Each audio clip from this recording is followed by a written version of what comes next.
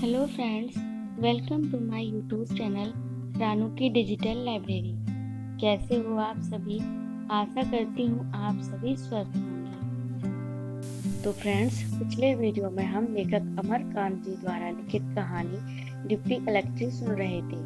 आज मैं उसी का भाग 2 लेकर आई हूँ। तो आइए शुरू करते हैं आगे की कहानी। गाड़ी सीटी देकर खुल गई तो सकल देव बाबू चौंक उठे। उन्होंने जेब से वह चीज निकाल मुट्ठी में बांध ली और उसे नारायण को देने के लिए दौड़ पड़े। वे दुर्बल तथा बूढ़े आदमी थे, इसलिए उनसे तेज क्या दौड़ा जाता। उनके पैर थप थप की आवाज के साथ प्लेटफॉर्म पर गिर रहे थे। उनका सौभाग्य ही था कि गाड़ी अभी खुली ही थी और स्पीड में नहीं आई थी। परिणाम स्वरूप उनका प्रयास सफल हुआ और उन्होंने डिब्बे के सामने पहुंचकर उत्सुक तथा चिंतित मुद्रा में डिब्बे से सर हिलाकर झांकते हुए नारायण के हाथ में एक पुड़िया देते हुए कहा, बेटा इसे श्रद्धा के साथ खा ले, भगवान शंकर का प्रसाद है। नारायण के मित्र कौतूहल से मुस्कुराते हुए उनकी ओर देख रहे थे और जब वह पास आ गए तो एक ने पूछा, बाबूजी क्या बात थी, हमसे कह देते। शकलदीप बाबू यह कहकर कि कोई बात नहीं, कुछ रुपए थे, सोचा मैं ही दे दूं, तेजी से आगे बढ़ गए। परीक्षा समाप्त होने के बाद नारायण घर वापस आ गए। उसने सचमुच पर्चे बहुत अच्छे किए और उसने घर वालों को साफ साफ कह दिया कि यदि कोई बेईमानी ना हुई तो वह इंटरव्यू में अवश्य ही बुलाया जाएगा। घर वालों की बात तो दूसरी थी, लेकिन जब मोहल्ले और शहर के लोगों ने यह बात सुनी तो उन्हें विश्वास नहीं हुआ। लोग व्यंग में कहने लगे, हर साल तो यही कहते हैं बच्चों, वे कोई दूसरे होते हैं जो इंटरव्यू में बुलाए जाते हैं। लेकिन बात नारायण ने झूठ नहीं कही थी, क्योंकि एक दिन उसके पास सूचना आई कि उसको इलाहाबाद में प्रादेशिक लोक सेवा आयोग के समक्ष इंटरव्यू के लिए उपस्थित होना है। यह समाचार बिजली की तरह सारे शहर में फैल गया। बहुत साल बाद इस शहर में कोई लड़का डिप्टी कलेक्टरी के इंटरव्यू के लिए बुलाया गया था। लोगों के आश्चर्य का ठिकाना न रहा। कचहरी से आने पर सकलदीप बाबू सीधे आंगन में जा खड़े हो गए और जोर से ठहाका मारकर हंस पड़े। फिर कमरे में जाकर कपड़े उतारने लगे। सकलदीप बाबू ने कोट को खूंटी पर टांगते हुए लपक कर आती हुई जमुना से कहा, अब करो ना राज। हमेशा शोर मचाई रहती थी कि यह नहीं है, वह नहीं है, पर मामूली बात नहीं है कि बबुआ इंटरव्यू में बुलाए गए। आया ही समझो, जब आ जाए तभी, जमुना ने कंजूसी से मुस्कुराते हुए कहा। सकलदीप बाबू थोड़ा हंसते हुए बोले, तुमको अब भी संदेह है? लो मैं कहता हूँ कि बबुआ जरूर आएंगे, जरूर आएंगे। नहीं आए तो मैं अपनी मूंछ मुड़वा दूंगा। और कोई कहे या न कहे, मैं तो इस बात को पहले से जानता था। अरे मैं ही क्यों, सारा शहर यही कहता है। अंबिका बाबू वकील मुझे बधाई देते हुए बोले, इंटरव्यू में बुलाए जाने का मतलब है कि अगर इंटरव्यू थोड़ा भी अच्छा गया है तो चुनाव निश्चित है। मोहल्ले के लड़के भी मुझे आकर बधाई दे गए। जमुना ने स्वप्ने लाखों में अपने पति को देखते हुए सूचना दी। तो तुम्हारी कोई मामूली हस्ती है? अरे तुम डिप्टी कलेक्टर की माँ हो ना?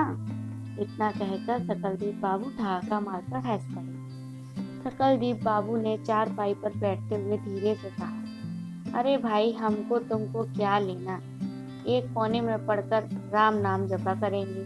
लेकिन मैं तो अभी यह सोच रहा हूँ कि कुछ साल तक तो मुख्तारी करूँगा।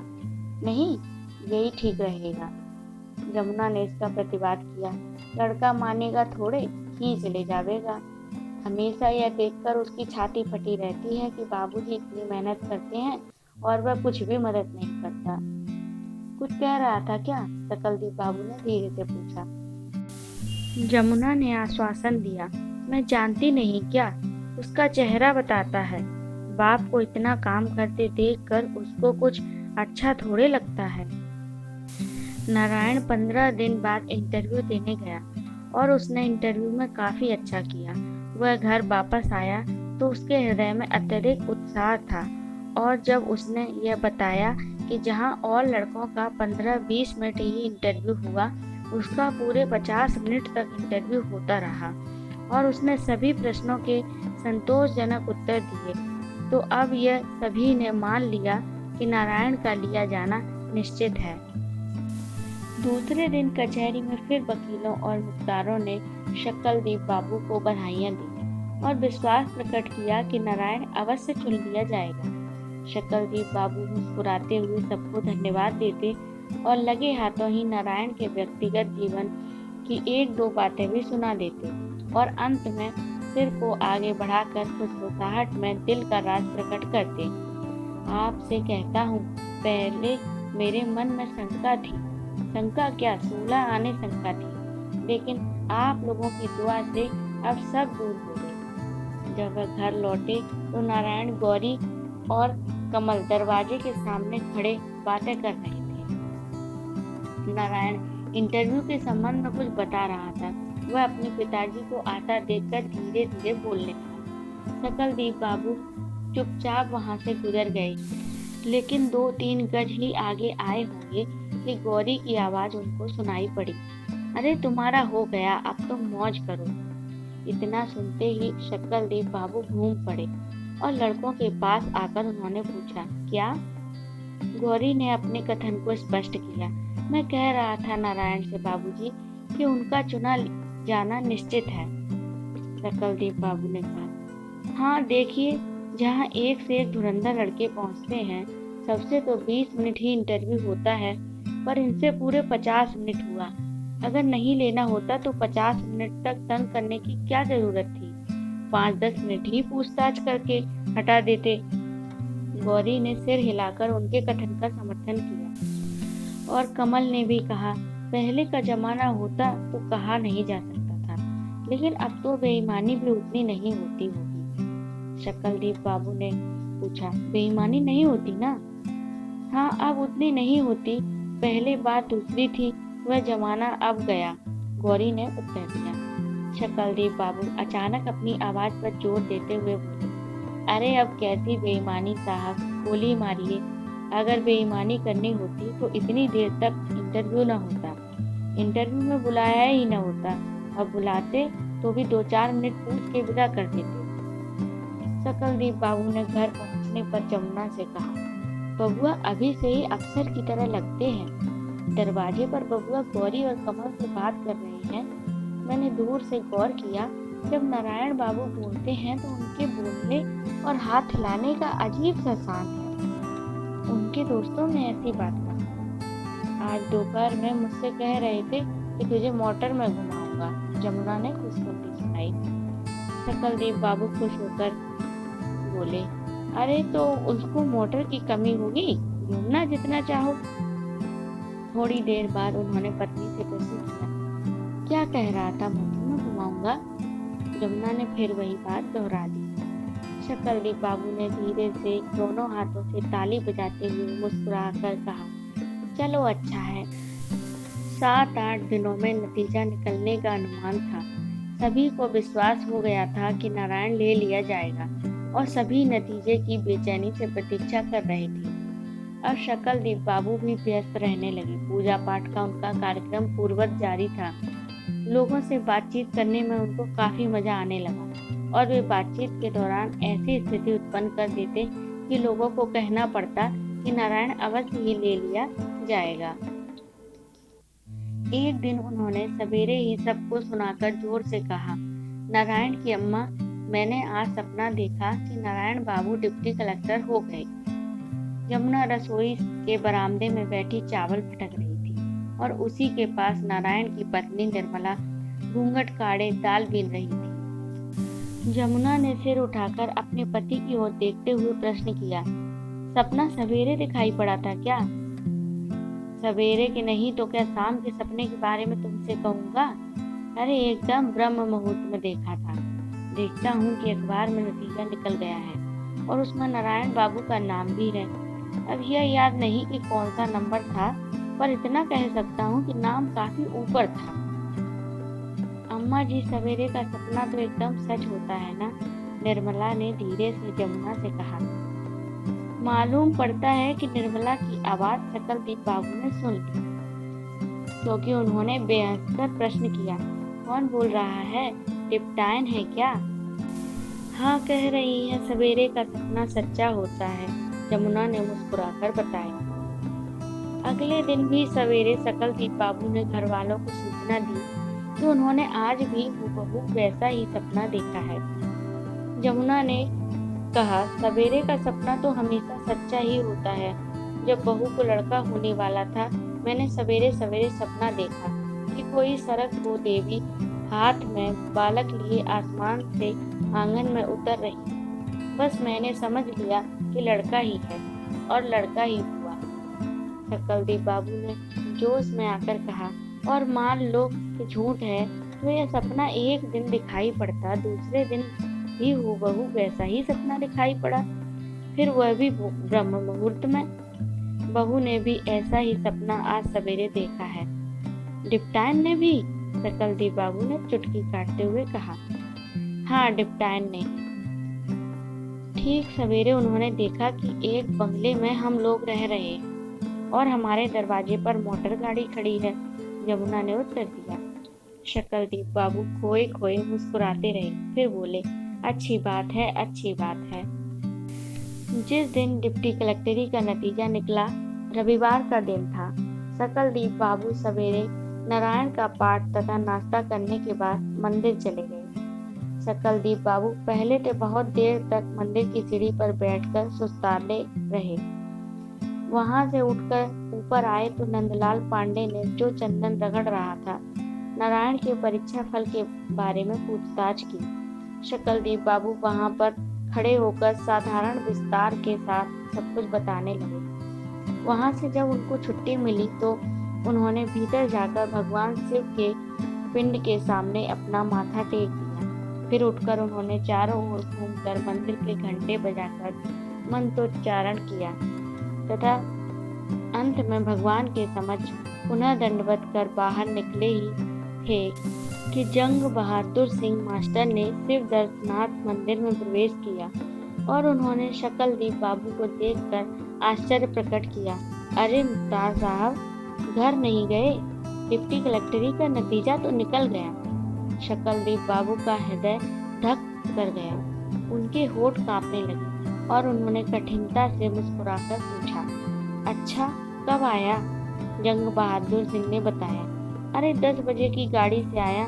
नारायण बाबू का नाम तो अवश्य है, लेकिन वह कुछ आगे न बोल सका। सकलदीप बाबू का हृदय जोर से धक धक कर रहा था। उन्होंने अपने सूखे होठों को जीभ से तर करते हुए अत्यंत ही धीमी आवाज में पूछा, क्या कोई खास बात है? कोई खास बात नहीं है। अरे उनका नाम तो है ही, यह है कि जरा नीचे है। 10 लड़के लिए जाएंगे, लेकिन मेरा ख्याल है कि उनका नाम 16वां 17वां पड़ेगा। लेकिन कोई चिंता की बात नहीं। कुछ लड़के तो कलेक्टरी में चले जाते हैं, कुछ मेडिकल में ही नहीं लिए जाते, और इस तरह पूरी उम्मीद है कि नारायण बाबू ले ही लिए जाएंगे। सकलदीप बाबू का चेहरा फक पड़ गया, उनके पैरों में जोर नहीं रहा और मालूम पड़ता है कि वे गिर जाएंगे। जंग बहादुर सिंह तो मंदिर में चले गए, लेकिन वे कुछ देर तक वहीं से झुकाकर इस तरह खड़े रहे जैसे कोई भूली बात याद कर रहे हो। फिर वे चौंक पड़े और अचानक से उन्होंने तेजी से चलना शुरू कर दिया। उनके मुंह से धीमे स्वर में तेजी से सिर सिर सिर सिर निकल रहा था। 8-10 गज आगे बढ़ने पर उन्होंने चाल और तेज कर दी। घर पहुंचकर वे अपने कमरे में चारपाई पर धम से बैठ गए। उनके मुंह से केवल इतना ही निकला, नारायण की अम्मा। शीघ्र ही जमुना न मालूम किधर से निकलकर कमरे में आई और पति को देखते ही उसने घबराकर पूछा, तबीयत तो ठीक है? सकलदीप बाबू ने झुंझलाकर उत्तर दिया, मुझे क्या हुआ है जी? पहले ये बताओ, नारायण कहाँ है? जमुना ने बाहर के कमरे की ओर संकेत करते हुए बताया, उसी में पड़े हैं, न कुछ बोलते हैं न कुछ सुनते हैं। मैं पास गई तो गुमसुम बने रहे, मैं तो डर गई हूँ। सकलदीप बाबू ने मुस्कुराते हुए आश्वासन दिया, अरे कुछ नहीं, सब कल्याण होगा, चिंता की कोई बात नहीं। पहले यह तो बताओ, बबुआ को तुमने कभी यह तो नहीं बताया था कि उनकी फीस तथा खाने पीने के लिए मैंने 600 रुपये कर्ज लिए हैं। मैंने तुमको मना कर दिया था कि ऐसा किसी भी सूरत में न करना। जमुना ने कहा, मैं ऐसी बेवकूफ़ थोड़े हूँ। लड़के ने एक दो बार खोद खोद कर पूछा था कि इतने रुपए कहाँ से आते हैं। एक बार तो यहाँ तक कह डाला था कि यह फल मेवा दूध सब बंद कर दो, बाबूजी बेकार में इतनी फिजूल खर्ची कर रहे हैं। पर मैंने कह दिया कि तुमको फिक्र करने की ज़रूरत नहीं है, तुम बिना किसी चिंता के मेहनत करो, बाबूजी को इधर बहुत मुकदमे मिल रहे हैं। सकलदीप बाबू मुस्कुराते हुए उठे। वह जमुना से यह कहकर कि तुम अपना काम देखो, मैं अभी आया, कदम को दबाते हुए बाहर के कमरे की ओर बढ़े। उनके पैर कांप रहे थे और उनका सारा शरीर कांप रहा था। उनकी सांस गले में अटक अटक जा रही थी। उन्होंने पहले ओसारे में ही सिर बढ़ाकर कमरे में झांका। बाहर वाला दरवाजा और खिड़कियां बंद थी। परिणाम स्वरूप कमरे में अंधेरा था। पहले तो कुछ न दिखाई पड़ा और उनका हृदय धक धक करने लगा। लेकिन उन्होंने थोड़ा और आगे बढ़कर गौर से देखा तो चारपाई पर कोई व्यक्ति छाती पर दोनों हाथ बांधे चित्त पड़ा था। वह नारायण ही था। वह धीरे से चोर की भांति पैर दबाकर कमरे के अंदर दाखिल हुए। वे अपना सिर नारायण के मुख के निकट ले गए और उन्होंने नारायण को आंखें फाड़ फाड़ कर गौर से देखा। उसकी आंखें बंद थीं। वह चुपचाप पड़ा हुआ था, लेकिन किसी प्रकार की आहट या किसी प्रकार का शब्द नहीं सुनाई दे रहा था। सकलदीप बाबू एकदम डर गए और उन्होंने कांपते हृदय से अपना बायां कान नारायण के मुख के बिल्कुल नजदीक कर दिया। और उस समय उनकी खुशी का ठिकाना न रहा जब उन्होंने अपने लड़के की सांस को नियमित रूप से चलते पाया। वे चुपचाप जिस तरह आए थे उसी तरह बाहर निकल गए। पता नहीं कब से जमुना दरवाजे पर खड़ी चिंता के साथ भीतर झांक रही थी। उसने पति का मुंह देखा और घबराकर पूछा, क्या बात है, आप ऐसा क्यों कर रहे हैं? मुझे बड़ा डर लग रहा है। सकलदीप बाबू ने इशारे से कहा, उसको बोलने से मना किया और फिर उसको संकेत देते हुए बुलाते हुए अपने कमरे में चले गए। जमुना ने कमरे में पहुंचकर पति को चिंतित व उत्सुक दृष्टि से देखा। सकलदीप बाबू ने गदगद स्वर में कहा, बबुआ सो रहे हैं, वे आगे कुछ न बोल सके। उनकी आंखें भर आईं। वे दूसरी ओर देखने लगे। तो कैसी लगी आप लोगों को ये कहानी, कमेंट में ज़रूर बताएं। और मैं अपने रेगुलर व्यूअर्स से क्षमा चाहती हूँ कि इस समय कुछ अत्यधिक व्यस्तताओं के कारण मेरी वीडियोस रेगुलर नहीं आ पा रही हैं। मैं जल्दी ही प्रयास करूँगी कि वीडियो मेरी पुनः रेगुलर हो जाए। अगर वीडियो पसंद आई है तो प्लीज़ वीडियो को लाइक करें, अन्य लोगों के साथ भी शेयर करें और जो लोग मेरे चैनल पर नए हैं वे चैनल को सब्सक्राइब भी करें। साथ ही बेल आइकन को प्रेस करके ऑल को क्लिक कर दें ताकि इस तरह की अन्य वीडियोस की नोटिफिकेशन सबसे पहले आपको प्राप्त हो सके। धन्यवाद।